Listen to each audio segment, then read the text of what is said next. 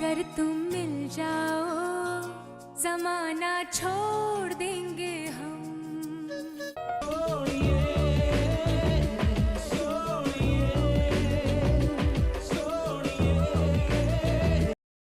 एक talented actress जिसने बॉलीवुड में एंट्री करते ही अपनी अदाओं और हुनर से अपनी एक खास पहचान बना ली थी।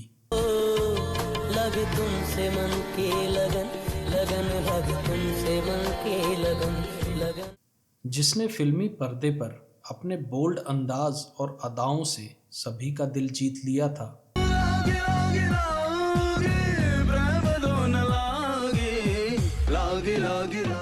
जिसकी फिल्मों और गानों ने उस वक्त के नौजवानों के दिलों में अपनी एक खास जगह बना ली थी। तेरी सूरत ना हो जिसमें वो शीशा तोड़ देंगे हम।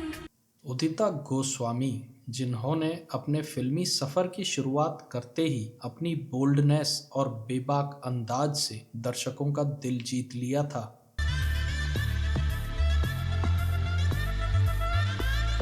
साल 2003 में अपनी फिल्मी करियर की शुरुआत करने वाली एक्ट्रेस उदिता गोस्वामी उस वक्त एक ऑन स्क्रीन सेंसेशन बन के उभरी थी, लेकिन किस वजह से उनका फिल्मी करियर ज्यादा लंबा नहीं चल सका। रास्ते मुसाफिर को मंजिल तक पहुंचाने के लिए होते हैं, रोकने के लिए नहीं, समझे? उनकी और इमरान हाशमी की ऑन स्क्रीन केमिस्ट्री को दर्शकों ने तो खूब पसंद किया, लेकिन उदिता ने क्यों इमरान हाशमी को अपने भाई का दर्जा दिया? अच्छा हुआ तुम्हें पहले कभी किसी से प्यार नहीं हुआ। क्यों? वरना तुम मुझे कैसे मिलते? जिस भट्ट कैंप ने उदिता को फिल्मों में लॉन्च किया, आखिर क्यों उनकी ही फिल्मों में उदिता ने काम करने से मना कर दिया? एग्जैक्टली, मैंने तुम्हारे साथ कोई कमिटमेंट नहीं किया था।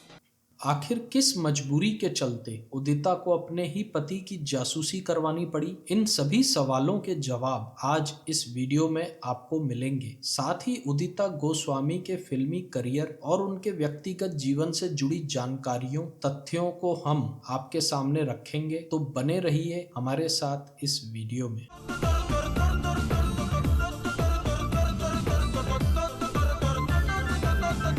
दोस्तों, उदिता गोस्वामी का जन्म देहरादून में हुआ था, जहां शुरुआती स्कूल एजुकेशन के बाद उन्हें मॉडलिंग का चस्का लग गया। जब वो 16 साल की थी, उन्होंने देहरादून में ही एक फैशन इंस्टीट्यूट के लिए रैंप वॉक किया था, जहां से उन्हें लगा कि उन्हें फैशन और मॉडलिंग की दुनिया में कदम रखना चाहिए। अपने इसी सपने को अपने दिल में लिए उदिता दिल्ली शिफ्ट हो गई। उदिता ने अपनी कुछ pics MTV model mission contest में भेजी, जहां इनकी पिक्स को नोटिस किया गया और उन्हें MTV ने कांटेक्ट किया, और फिर MTV मॉडल मिशन 2 की विजेता भी उदिता गोस्वामी ही बनी। यहीं से इन्हें मॉडलिंग रिलेटेड काम भी मिलना शुरू हो गया। उदिता ने नोकिया, स्टार मूवीज, पेप्सी और टाइटन वॉच जैसे ब्रांड्स के लिए मॉडलिंग भी की। इसके बाद उदिता पर नजर पड़ी एक फैशन फोटोग्राफर आनंद सेठ की। उन्होंने उदिता का पहला प्रोफेशनल पोर्टफोलियो शूट किया। इसके बाद उदिता को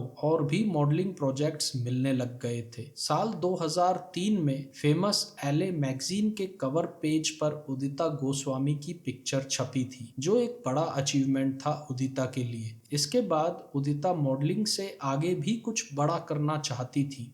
मैं मुंबई बहुत बड़ा बनने आई हूँ और इस छोटी सी लाइफ में बहुत बड़े काम करने हैं। उसी दौरान उनकी पिक्चर LA मैगजीन पर पूजा भट्ट ने देखी। उस वक्त पूजा भट्ट एक्टिंग छोड़ फिल्मों के डायरेक्शन में हाथ आजमाने की तैयारी में लगी थी। उन्हें उदिता गोस्वामी में अपने फिल्म की हीरोइन दिखी और उन्होंने उदिता से संपर्क किया और फिल्म में काम करने का ऑफर दिया। उदिता भी मॉडलिंग छोड़ के हीरोइन बनना चाहती थी, इसलिए उन्होंने इस ऑफर के लिए हाँ कर दी। इसके बाद उन्हें पूजा भट्ट ने अपनी फिल्म पाप में बतौर हीरोइन कास्ट किया, जहां उनके अपोजिट जॉन इब्राहिम हीरो थे। उदिता गोस्वामी की ये डेब्यू फिल्म थी और उनके साथ साथ पूजा भट्ट की भी एज ए डायरेक्टर ये उनकी डेब्यू फिल्म थी। फिल्म रिलीज हुई, लेकिन ये फिल्म बॉक्स ऑफिस पर एक असफल फिल्म साबित हुई। दरअसल दोस्तों, पाप फिल्म में उदिता ने बौद्ध लड़की काया का रोल निभाया था, जो एक सिंपल रोल था और उसमें बिल्कुल भी ग्लैमर नहीं था। उदिता ने अपने एक इंटरव्यू में बताया था कि उन्होंने ये सिंपल रोल इसलिए सेलेक्ट किया था क्योंकि वो अपने ग्लैमर और मॉडलिंग से हट के काम करना चाहती थी, जहां वो अपना एक्टिंग टैलेंट दिखा सके और लोग उन्हें दूसरी मॉडलिंग टर्न एक्ट्रेस से कंपेयर ना करें। लगन लगे तुमसे मन के लगन, लगन लगे तुमसे मन के लगन। साल 2005 में उदिता की दूसरी फिल्म रिलीज हुई जहर। यह भी भट्ट कैंप की फिल्म थी, लेकिन इस बार इस फिल्म को पूजा भट्ट के कजिन मोहित सूरी ने डायरेक्ट किया था और ये इनकी डेब्यू फिल्म थी एज अ डायरेक्टर। फिल्म ने ठीक ठाक बिजनेस किया था, लेकिन इस फिल्म से उदिता रातों रात फेमस हो गई थी। हालांकि फिल्म में उनका नेगेटिव रोल था, फिर भी इस फिल्म से उनको काफी फेम मिला। कितना आसान है तुम जैसे मर्दों को बेवकूफ बनाना। एक बोल्ड और ग्लैमरस इमेज भी उनकी बन गई दर्शकों के बीच। फिल्मी करियर के अलावा भी जहर फिल्म उदिता के लिए काफी खास साबित हुई, क्योंकि इस फिल्म के दौरान ही उनकी और मोहित सूरी की मुलाकात हुई थी, जो आगे चल के प्यार में बदली। उसके बाद दोनों ने शादी भी की और आज दोनों एक अच्छी खासी पारिवारिक जिंदगी जी रहे हैं। जहां जहर फिल्म से उदिता को नई पहचान मिली और मोहित सूरी जैसा साथी भी, वहीं जहर फिल्म की वजह से उदिता भट्ट कैंप से नाराज भी हुई और उनके प्रोडक्शन कंपनी की किसी फिल्म में आगे जाकर उन्होंने काम नहीं किया। दरअसल दोस्तों, उदिता का कहना था कि जहर फिल्म की कहानी जो उन्हें सुनाई गई थी वो रियल फिल्म की कहानी से काफी अलग थी। साथ ही उदिता के काफी सीन्स और एक सॉन्ग भी फिल्म से हटा दिया गया था एडिटिंग के समय, जिस कारण उदिता फिल्म के मेकर्स से काफी नाराज थी। पता है हमारी लाइफ की ट्रेजेडी क्या है सिद्धार्थ? कि मैं तुमसे प्यार करती हूँ पर तुम मुझसे नहीं। हालांकि फिल्म को मोहित सूरी डायरेक्ट कर रहे थे, लेकिन महेश भट्ट और मुकेश भट्ट ही फाइनल डिसीजन लेते थे कि फिल्म में क्या रखना है क्या नहीं। मोहित की भी ये पहली फिल्म थी बतौर डायरेक्टर और उन्हें ये मौका महेश भट्ट व मुकेश भट्ट ने दिया था, इस कारण वो भी उनकी बात का विरोध नहीं कर सकते थे। फिल्म में रोल काटे जाने के अलावा और भी काफी चीजें उदिता को बुरी लगी थी, जैसे मेकर्स ने उदिता के बोल्ड सीन वाले पोस्टर्स का काफी ज्यादा इस्तेमाल किया था फिल्म की पब्लिसिटी के लिए, जिस कारण उदिता की इमेज पर भी काफी फर्क पड़ा था। उदिता का यह भी कहना था कि उनकी काफी बोल्ड पिक्चर्स ऐसी भी थी जो जहर फिल्म में नहीं थी, तब भी उनका इस्तेमाल किया गया फिल्म के पोस्टर्स पर। यही कारण था कि आगे जाकर उन्होंने कभी भट्ट कैंप की फिल्मों में काम नहीं किया, जबकि उनके पति मोहित सूरी भट्ट परिवार का हिस्सा थे और भट्ट कैंप में बतौर डायरेक्टर उन्होंने आशिकी 2, मर्डर 2 जैसी काफी फिल्मों का निर्माण किया। आज मेरा मुकद्दर संवर जाने दे। इसके बाद साल 2006 में उदिता की अगली फिल्म रिलीज हुई, जो थी सस्पेंस थ्रिलर कहानी पर आधारित अक्सर। इस फिल्म में इमरान हाशमी और डीनू मौर्य ने उनके साथ काम किया था।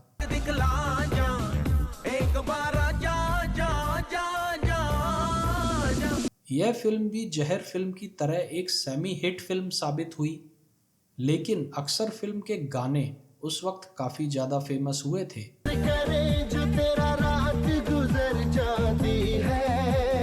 इस फिल्म में उदिता गोस्वामी काफी ब्यूटीफुल लगी थी और उन्होंने काफी बोल्ड सीन्स भी फिल्माए थे।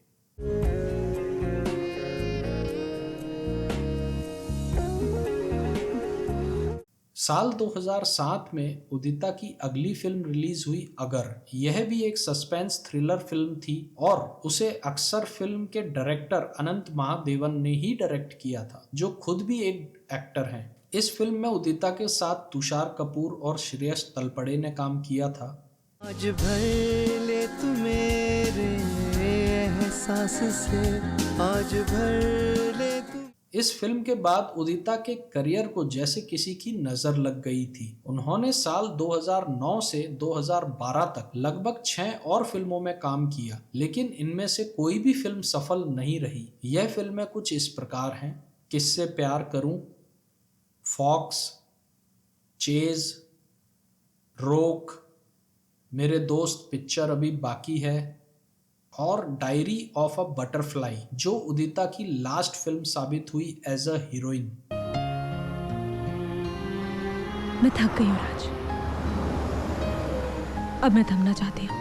दोस्तों, उदिता एक बेहतरीन एक्ट्रेस थी, लेकिन उनका फिल्मी करियर काफी छोटा रहा था। हालांकि अगर उदिता दूसरे बॉलीवुड एक्टर्स और एक्ट्रेस की तरह अपने कॉन्टैक्ट्स का फायदा उठाती और हालातों से समझौता करती तो शायद वो और लंबा बॉलीवुड में टिक पाती। लेकिन उनका सुलझा हुआ व्यक्तित्व शायद उनके आड़े आ रहा था। भट्ट कैंप के साथ काम न करना और मोहित सूरी के कॉन्टैक्ट्स का फायदा न उठाना शायद उनके करियर के लिए नुकसानदायक साबित हुआ। हम अपने जिस्मों जामे कुछ ऐसे बसा लेंगे। दोस्तों, साल 2013 में उदिता गोस्वामी ने डायरेक्टर मोहित सूरी से शादी कर ली थी, जिनसे वो जहर फिल्म के दौरान मिली थी। बताया जाता है कि लगभग 9 साल एक दूसरे को डेट करने के बाद दोनों ने शादी का फैसला लिया था। आज दोनों एक सफल वैवाहिक जीवन जी रहे हैं और इन दोनों के 2 बच्चे भी हैं। उदिता ने शादी के बाद फिल्मों से दूरी बना ली और अपना सारा फोकस अपने परिवार की तरफ कर लिया। दोस्तों, मोहित सूरी के साथ शादी के बाद अब इमरान हाशमी उदिता के देवर लगते हैं, जिनके साथ उन्होंने ऑन स्क्रीन रोमांस किया था, क्योंकि इमरान और मोहित दोनों कजिन्स हैं। लागे लागे लागे प्रेम धुन लागे लागे लागे। दरअसल फ्रेंड्स, उदिता और मोहित सूरी का रिलेशन जहर फिल्म के दौरान ही शुरू हो गया था। जहर और अक्षर फिल्म में इमरान हाशमी के साथ उदिता ने काम किया था और दर्शकों ने इनकी ऑन स्क्रीन केमिस्ट्री काफी पसंद की थी। लेकिन एक इंटरव्यू के दौरान उदिता ने इमरान हाशमी को अपने भाई की तरह बता दिया था और आगे चल के उनके साथ कोई फिल्म भी उदिता ने नहीं की थी, क्योंकि उस दौरान वो मोहित को डेट कर रही थी। इसी की वजह से उदिता नहीं चाहती थी कि उनका नाम इमरान हाशमी के साथ जुड़े। Meet Ricky Sharma. तुम यहाँ क्या कर रहे हो? दोस्तों, उदिता गोस्वामी के साथ एक कंट्रोवर्सी भी जुड़ी थी। दरअसल एक सेलिब्रिटी एडवोकेट रिजवान सिद्दीकी को क्राइम ब्रांच ने गिरफ्तार किया था, जो इल्लीगल तरीके से लोगों की कॉल डिटेल्स निकलवाता था ताकि वो उनकी जासूसी कर सके। जब क्राइम ब्रांच ने उसकी हार्ड ड्राइव जब्त की, तब उन्हें पता चला कि उसने मोहित सूरी की कॉल डिटेल्स भी इल्लीगली निकलवा रखी थी। पूछताछ में उसने बताया कि उदिता गोस्वामी के कहने पर उसने मोहित सूरी की जासूसी की थी, जो उस वक्त उदिता के बॉयफ्रेंड हुआ करते थे। उदिता को मोहित पर शक था, लेकिन बाद में दोनों के बीच के मतभेद खत्म हो गए थे और दोनों ने एक दूसरे से शादी कर ली थी। फ्रेंड्स, उदिता ने फिल्मों के बाद एक प्रोफेशनल डीजे के रूप में भी काम किया है और म्यूजिक के प्रति वो काफी पैशनेट है। इस वजह से उन्होंने प्रोफेशनल डीजे ट्रेनिंग भी ली है।